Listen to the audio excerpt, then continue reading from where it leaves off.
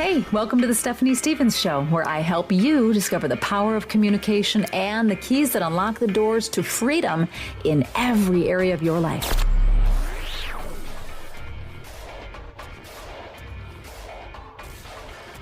Hi again, it's me, Stephanie Stevens. Thanks so much for tuning in to episode 2. Now, this is 2 in a series of 3 of my introduction to this brand new thing called podcasting. So, in episode 1, I just told you a little bit about me and why I'm very eager and excited to connect with you for such a time as this. I think that there will be mutual benefit in you and I connecting on a daily basis. So I explained a little bit about myself, and I also mentioned that I didn't want to reveal everything about who I am and what I do and why right out of the gate, because it reminds me of, like the TMI problem. If you're on a date and somebody tells you their life story and their history of relationships, it leaves very little to the whole mystery of the thing. So here we go, slowly but surely. I want to let you know why I decided to launch into a podcasting space and why I believe I may be able to add value in your life and to your life. So I decided to get into podcasting because for a very long time I was in radio broadcasting and loved connecting with people like you. So I would play songs. Actually, I did a talk show for a couple of years as well and would hear from people like you, and we would get a chance to connect and talk about the real issues of life. So it was an issues-oriented talk show. And I'm talking about the hard stuff, difficulty in marriage, difficulty outside of marriage, difficulty trying to get married, difficulty being a parent if you're a parent, some of the things that go along with being in family relationships and the dynamics that can be interesting and oftentimes troublesome in some situations. We talked about addiction. We talked about this idea of finding who we are to the core and dropping the masks and the facades and trying desperately to actually feel comfortable in our own skin. And I got to tell you, that was the turning point for me, was knowing that here I was, a broadcaster, and finding some measure of success in broadcasting, and I had been through some painful personal situations related to marriage and divorce, and was doing the best I could to raise my kids. And I would go in every day to the radio station and I would talk to these professionals and experts. I mean, if you saw a self-help book, or let's say a Christian live your best life type book, right? Or a love languages book, I was interviewing the authors of those kinds of books daily and having people like you call in, and we would hear what was going on in your life. Then we would give you some incredible piece of insight or a reference or referral to send you to make your life better, and you would leave 2 to 5 minutes later better than you started. So I had the benefit of experiencing that day in and day out, and then I would get into my car and I would drive home and I would cry because I felt like such a fraud. I felt like I was able to help others. I was able to speak wisdom and life into other people's lives. And yet, what about my own? What about my own? Why couldn't I figure out my own life? Why had I experienced broken, painful relationships? Why was I raising my 4 children alone? Why did I feel like I had so much to give and yet had nothing for myself? Why was I exhausted? Why was I anxious? Why did I have all the benefits of hearing from the smartest people ever, and yet I couldn't actually receive any of that wisdom for myself? What was the problem? So in my process of diving through my issues and receiving all of that kind of help, I discovered a lot about myself, and I want to help you discover some things about yourself as well on what we call this journey of life. So in experiencing those types of situations and the benefits, I figured now, after life has beat me up a bit and I have recovered and bounced back and taken a lot of what would have been known as challenges and turned them into victories and used them as a platform to launch into some areas of real, true success, as this world knows success. I mean, everybody's got a definition of success, right? But in the places of freedom and in the places of really feeling successful and empowered, I want now to turn that around and give it to you. And so I think the podcast is a perfect platform to do that because it's intimate. Me right now.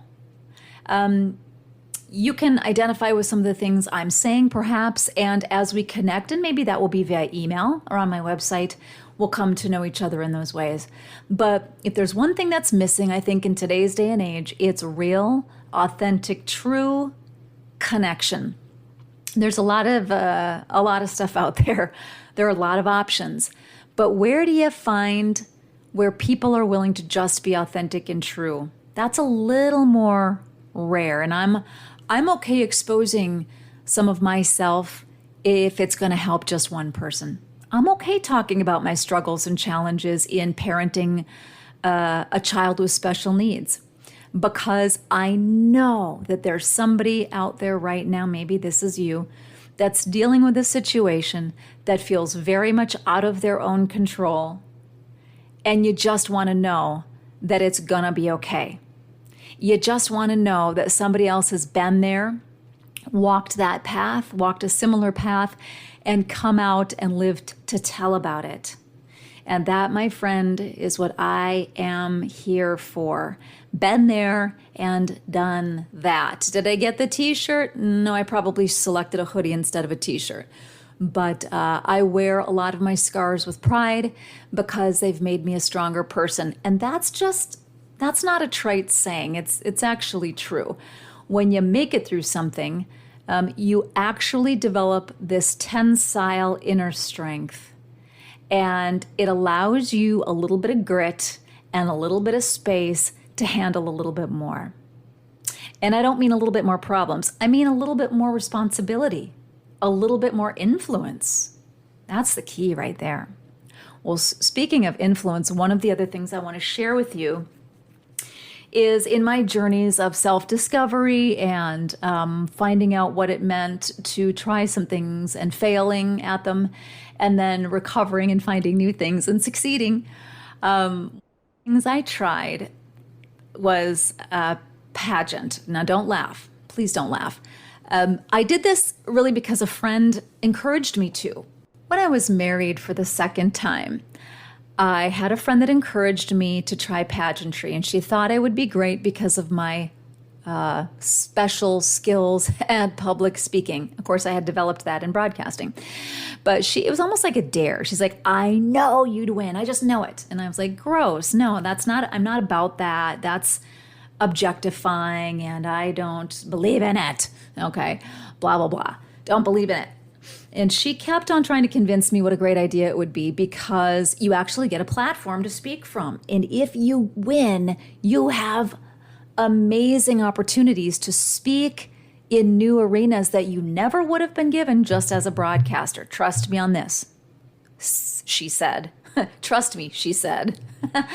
And so I said, fine, you know what? I'll do it. But if I do this, I'm not doing it to have fun or make friends. I'm doing it to win. Baby, I'm doing it to win. So I did. I took the dare. I launched out.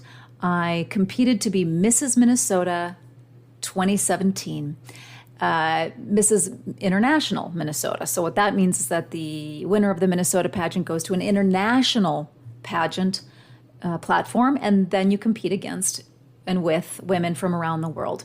I don't even like saying the word competing against women because it just sounds gross, but that's the idea. So you want to win because then it supposedly gives you all of these platforms and these new stages. Well, I went for it and I had an amazing coach and I won. And I won. My goal was to win every single category, and boom, boom, boom, I did. So hooray for me, right? What does that get you? Well, my friend was right. It does get you entree into broader platforms. And I really chose autism as my advocacy platform because of my son, Benjamin, who has autism, who's now 25 years old. So I'm really passionate about speaking on behalf of and advocating for those who have autism and related conditions. So I did. I went in and I did speaking engagements and I did intros and I did graduation ceremonies as Mrs. Minnesota and I showed up at parades and I did all sorts of fantastic things. But it also connected me with another friend of mine from the past. And that very connection, speaking at one of her speaking engagements at the organization she was the CEO of, connected the two of us again after a long time. And we then launched into the business that we own now, which is supporting young adults with autism. So I want to share that with you because it's part of my business entrepreneurial journey and all that I've learned in starting a business, all female owned and operated. The challenges, and there are some, there are many, let's face it. But if you can overcome some of the very early on preliminary challenges in those types of situations, like starting your own business, I'm telling you what, you will have a firm foundation to launch into a space of success. And when you wake up in the morning and a brand new something that wants to look like a problem knocks on your morning door and wants you to get out of bed on the wrong side, you're going to have the wherewithal to face that problem and challenge, overcome it or solve it, remaining solution oriented. Then it's going to give you the confidence to do more and to take on more.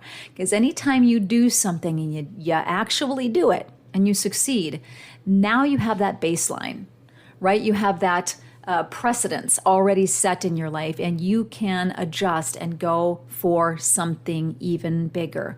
And that's the progression of building anything successfully, whether it's a relationship or a business or a family or you name it. Really, that's the platform for building anything successfully. So we are going to talk about that on the podcast and my point of passion and why specifically I think communication and freedom is paramount for such a time as this. Well, that's something, my friend, we are going to chat about in the next episode, which will be the third in my first series of 3, my introduction to the Stephanie Stevens Show podcast. So again, thank you for listening. Blessings to you and all that you influence. And I can't wait to chat with you again on the next episode. Thanks. Thanks so much for listening to the Stephanie Stevens Show. Please remember to subscribe so we can stay connected and you never miss an episode of the podcast. Oh, and if you haven't left a rating yet, please be sure to do so. It helps incredible people like you find the podcast. We'll see you on the next episode.